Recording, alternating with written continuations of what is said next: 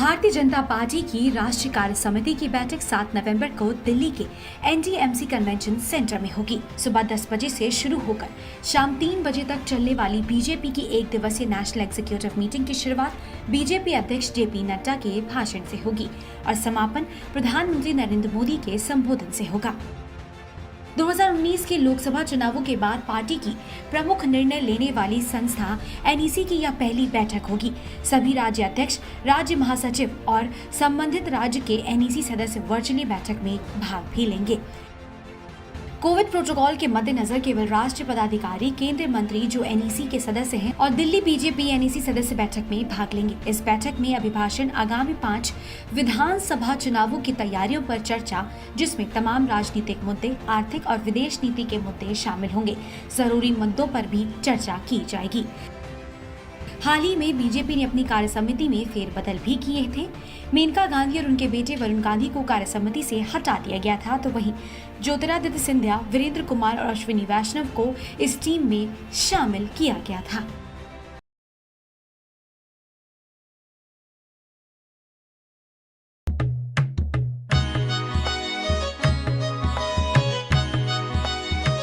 भव्य दीपोत्सव के लिए अयोध्या सज धज कर पूरी तरह से तैयार है। दीपोत्सव को लेकर खास तैयारियां पहले से ही की जा चुकी हैं। पूरी राम नगरी राममय हो गई है। अयोध्या में राम की पौड़ी पर इस बार लगभग 9 लाख दीपक जलाए जाएंगे। Guinness book of world record की टीमें यहां पहले से ही पहुंच चुकी हैं। बाकी अयोध्या में 3 लाख दीपक प्रज्वलित होंगे। इस तरह कुल मिलाकर 12 लाख दीपक प्रकाशित किए जाएंगे। हर मठ मंदिर में दीपक जलाए जाएंगे और भगवान को भोग लगेगा। नगर के साकेत पीजी कॉलेज से राम राज्याभिषेक शोभा यात्रा जय श्री राम के उद्घोष और शंखनाद के साथ रवाना हो चुकी है, जिसमें भारत की लोक संस्कृति के अलग अलग रंग देखने को मिल रहे हैं। शोभा यात्रा को उप मुख्यमंत्री डॉक्टर दिनेश शर्मा ने झंडी दिखाकर रवाना किया। अयोध्या में योगी सरकार के तमाम मंत्री पहुंच चुके हैं। वहीं खुद सीएम योगी भी बुधवार को राज्यपाल आनंदीबेन पटेल के साथ पहुंचेंगे। मुख्यमंत्री योगी आदित्यनाथ ने प्रदेशवासियों को दीपावली की शुभकामनाएं दी और साथ ही एक बेहद ही खास अपील भी की। उन्होंने लिखा, दीप से दीप जलाने और व्यक्ति से व्यक्ति को जोड़ने का पर्व है दीपोत्सव। मेरी अपील है कि सभी माननीय जनप्रतिनिधिगण, अधिकारी व कर्मचारीगण किसी एक वंचित एवं जरूरतमंद परिवार के साथ दीपावली पर्व को पूरे उत्साह व आनंद के साथ मनाएं। इसी में पर्व की सार्थकता है। उन्होंने एक अन्य ट्वीट में कहा, आस्था व आनंद की अलौकिक अभिव्यक्ति अयोध्या दीपोत्सव की सभी प्रदेशवासियों को हार्दिक बधाई एवं शुभकामनाएं। आइए लोक मंगल एवं लोक रंजन के भाव को साकार करते हुए सहयोग के दिए में सहकार की बाती को प्रज्वलित कर संपूर्ण धारा को प्रेम प्रकाश से प्रकाशवान करें। अयोध्या में इस बार जलाए जाने वाले दीपों की संख्या पिछले साल की तुलना में काफी अधिक है। अकेले राम की पौड़ी पर लगभग 9 लाख दीपक जलाए जाएंगे।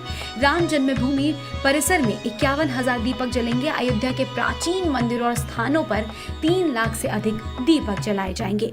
इस बार सरयू पुल पर ग्रीन पटाखों की आतिशबाजी होगी। मुख्यमंत्री सहित अन्य अतिथि सरयू तट से आतिशबाजी निहारेंगे। इसके लिए यहाँ अलग से मंच बनाया गया। करीब 20 मिनट तक आतिशबाजी होगी। अलग अलग रंगों के पटाखों से आसमान सतरंगी हो जाएगा। सरयू पुल व घाटों के फूलों एवं विद्युत झालरों से सजाया गया है। शाम होते ही पूरा सरयू तट रोशनी में नहा उठेगा। लेजर शो भी अलग अलग तरह के आए हुए हैं। लेजर शो को देखकर लोग इसमें लीन हो जाएंगे। पिछले 2 दिनों से यहाँ पर अलग अलग लेजर शो ऑलरेडी दिखाए जा रहे हैं। पूरी अयोध्या नगरी में शाम की दीपोत्सव का नजारा देखने लायक होगा। अयोध्या में झांकियां निकल रही हैं। पूरा अयोध्या रामधुन में डूब गया है।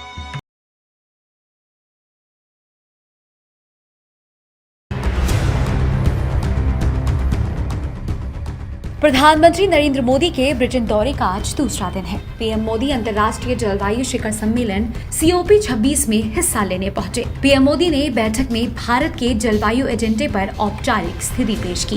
उन्होंने कहा, infrastructure for resilient island status का लॉन्च एक नई आशा जगाता है, नया विश्वास देता है। ये सबसे वल्नरेबल देशों के लिए कुछ करने का संतोष देता है। Infrastructure for Resilient Island States, IRIS, का लॉन्च एक नई आशा जगाता है, नया विश्वास देता है। ये सबसे वनरेबल देशों के लिए कुछ करने का संतोष देता है। पिछले कुछ दशकों ने सिद्ध किया है कि क्लाइमेट चेंज के प्रकोप से कोई भी अछूता नहीं है, चाहे वो विकसित देश हो या फिर प्राकृतिक संसाधनों से धनी देश हो, सभी के लिए ये बहुत बड़ा खतरा है। लेकिन इसमें भी क्लाइमेट चेंज से सबसे अधिक खतरा small island developing states seeds को है। ये उनके लिए जीवन मृत्यु की बात है, ये उनके अस्तित्व के लिए चुनौती है।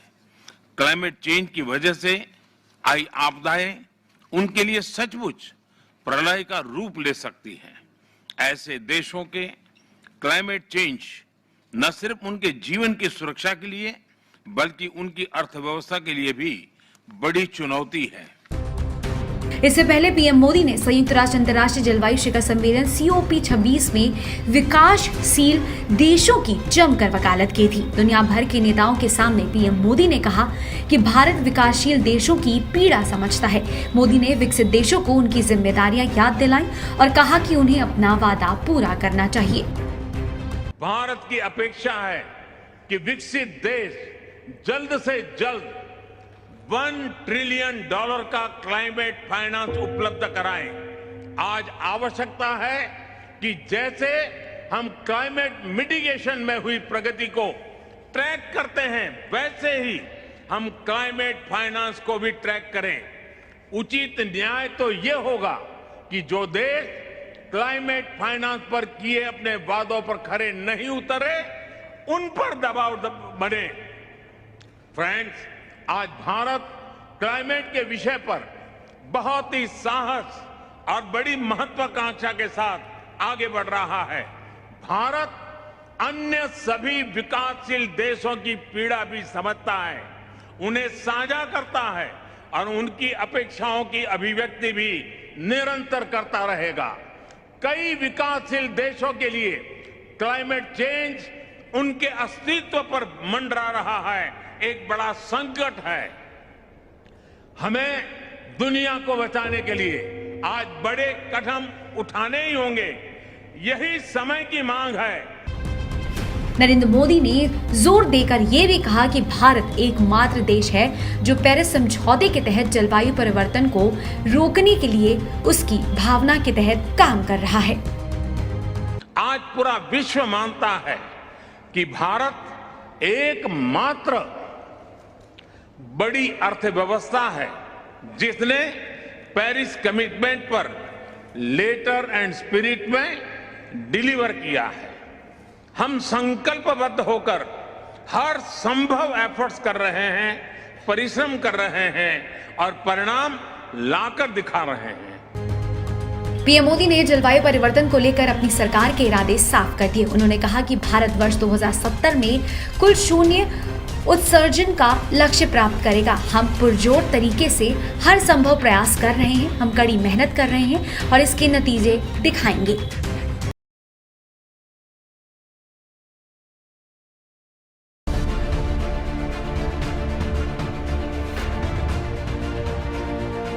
हर साल दिवाली के समय बाजारों में खरीदारों की भीड़ लग जाती है।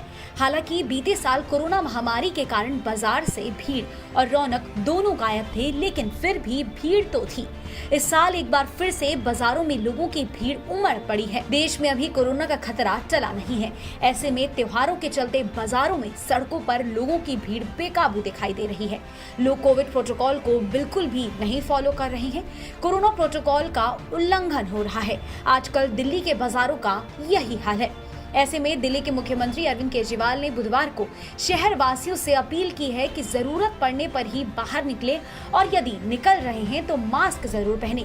मुख्यमंत्री ने कहा कि दिल्ली में दिवाली को देखते हुए खुशी का समय है। कोरोना के मामले भी कम हो गए हैं, आप सभी बाजार जा रहे हैं, लेकिन इस समय कई लोग एहतियात नहीं बरत रहे हैं। पिछले साल भी त्योहारों के बाद ही कोरोना मामले तेजी से बढ़े थे, इसीलिए इस साल हमें वो गलती दोबारा नहीं करनी है। दिल्ली है, खुशी, दिवाली का समय है, खुशी का समय है। अब सब लोग बहुत खुश हैं। कोरोना कम हो गया है, आप सब लोग मार्केट्स में जा रहे हैं, लेकिन आप इस समय कई लोग एहतियात नहीं बरत रहे, मास्क नहीं पहन रहे। मैंने देखा है कई सारी पिक्चर्स आ रही हैं चारों तरफ से, मार्केट्स की भी पिक्चर्स आ रही हैं कि आप लोग एहतियात नहीं बरत रहे। मेरी आप सबसे हाथ जोड़ के विनती है, पिछले साल यही टाइम था, त्योहारों का टाइम था, जब कोरोना बहुत तेज़ी से बढ़ गया क्योंकि हमने लापरवाही की थी। अब लापरवाही मत कीजिए। मैं अपने लिए नहीं कह रहा, आपकी सेहत के लिए कह रहा हूँ, आपके परिवार की सेहत के लिए कह रहा हूँ। कोरोना बड़ी ख़तरनाक बीमारी है, तो ये एहतियात ज़रूर बरतिए। कोशिश कीजिए कम से कम बाहर निकलें, और अगर निकलना ज़रूरी हो तो मास्क ज़रूर पहन लीजिए, मास्क आपको बचाएगा। दरअसल दिल्ली में कोरोना के मामले लगातार तेजी से गिर रहे हैं। वहीं डेंगू के मामलों में भी बढ़ोतरी हुई है। इस पर भी मुख्यमंत्री ने कहा कि आप अपने घरों पर पानी इकट्ठा ना होने दें और सफाई का ध्यान जरूर रखें। 10 मिनट हर हफ्ते घरों में जमा पानी बदलें। डेंगू बहुत फैला हुआ है इस टाइम, और डेंगू को हम अपने स्तर पे अपने घर में रोक सकते हैं। डेंगू साफ पानी में होता है, तो अपने घर में अगर हर हफ्ते, जो मैं कहता हूँ हर हफ्ते अगर हम 10 मिनट निकाल के अपने घर में सारे जितने भी इस किस्म के बर्तन हैं, गमले हैं, जहाँ जहाँ पानी जमा है, उसको उंडेल दें और उसको फ्रेश पानी उसमें भर दें, तो हम डेंगू से बचाव कर सकते हैं। डेंगू इस टाइम बहुत फैला हुआ है, मैं नहीं चाहता कि आपके परिवार में किसी को भी डेंगू हो। दिल्ली में कोरोना के मामलों में तेजी से गिरावट आई है और ऐसे में एक बार फिर कोरोना वायरस के खतरे से बचने के लिए हम सभी को अभी भी सावधानी बरतनी है, ताकि इस जानलेवा वायरस को हम सब मिलकर जल्द से जल्द हरा सकें।